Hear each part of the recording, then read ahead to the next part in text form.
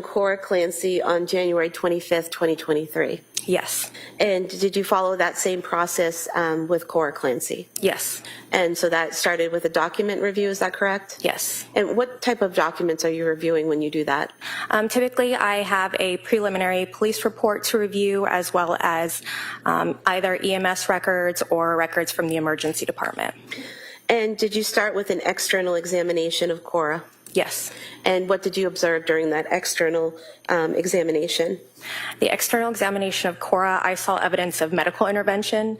She was intubated, had various EKG pads and defibrillator pads on her body.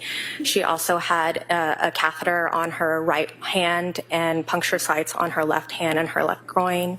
She had her neck stabilized with a cervical collar, and she had an intraosseous catheter, which is a type of IV they put directly into the bone on her right lower leg. Her hands at the time of my external examination were covered by police evidence bags, and they were secured at the wrist with tape. When I removed those, the fingers showed no evidence of injury, and the fingernails were all of equal length and intact. And then I noted evidence of trauma of the neck with associated injuries of her head and minor injuries of her right arm and of her legs as well. And in terms of the injuries that you observed,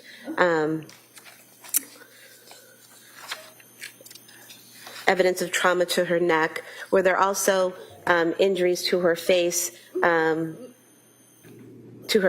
neck area that seemed to go along with the trauma to her neck? Yes, there were findings of the head that were associated with the trauma of the neck. And what were those?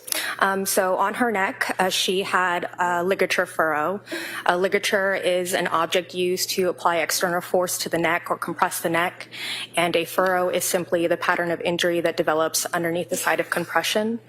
So for Cora, her ligature furrow consisted of a linear, horizontally oriented area of pallor or paleness around her neck with distinct superior and inferior edges. On the front part of her neck, the lower half of the ligature furrow was associated with additional red abrasions ranging from 1 to 2 millimeters in size.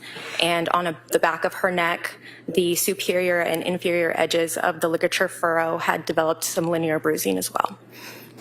And what do you mean by a furrow? So again, the furrow is a ligature is when you have external compression by an object on the neck, and a furrow is simply a pattern of injury that occurs beneath it. It can be an imprint, it could be a pattern, or it could be more developed types of injuries such as bruising or abrasions. And what about injuries? All right, Counsel, we're going to take a break this time, all right? All right. Jurors, close your notebooks. Place them on the chairs, please. This way, please.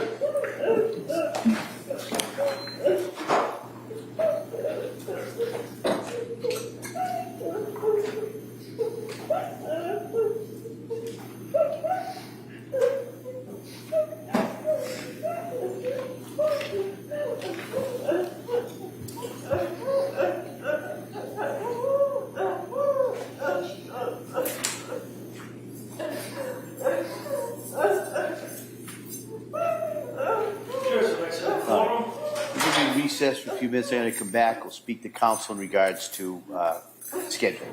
Okay. Thank you.